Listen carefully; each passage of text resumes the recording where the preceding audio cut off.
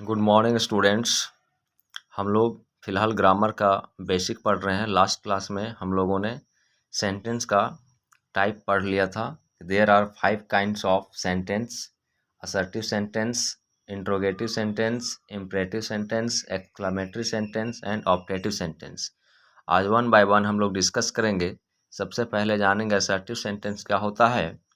To से something about someone और something is called assertive sentence. किसी के बारे में या किसी चीज़ के बारे में कुछ भी कहना, ये असर्टिव सेंटेंस कहलाता है। असर्टिव सेंटेंस के दो पार्ट होते हैं, नंबर 1 अफर्मेटिव सेंटेंस और number 2 negative sentence. Assertive sentence का कितना पार्ट होता है? 2 पार्ट होता है, number 1 affirmative sentence, number 2 negative sentence.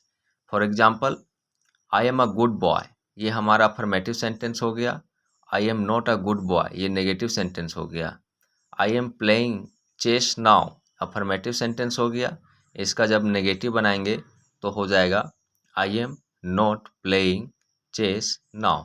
Okay, for example, यदि क्वेश्चन रहेगा Neha has not cook food since yesterday, बोलेगा ये किस प्रकार का सेंटेंस है? A affirmative sentence, B assertive sentence, C negative sentence, D imperative sentence या ई मोर देन वन। तो अफर्मेटिव सेंटेंस तो होगा नहीं, क्योंकि ये नेगेटिव का सेंस दे रहा है कि Neha has not cooked food since yesterday, कल से नेहा खाना नहीं बनाई है। लेकिन यह असर्टिव सेंटेंस होगा। असर्टिव सेंटेंस कैसे होगा? क्योंकि असर्टिव सेंटेंस का मतलब होता है टू से समथिंग अबाउट समवन और समथिंग, किसी व्यक्ति या किसी वस्तु के बारे में कुछ बोलना असर्टिव सेंटेंस कहलाता है। तो यहाँ पे नेहा के बारे में कहा जा रहा है, दूसरा नोट भी लगा हुआ है, तो ये असर्टिव सेंटेंस भी हो जाएगा और नेगेटिव सेंटेंस भी हो जाएगा। असर्टिव सेंटेंस भी हो जाएगा और नेगेटिव सेंटेंस भी हो जाएगा। ऑलरेडी हम लोग देख चुके हैं कि अफर्मेटिव सेंटेंस और नेगेटिव सेंटेंस दोनों असर्टिव सेंटेंस का ही पार्ट होता है।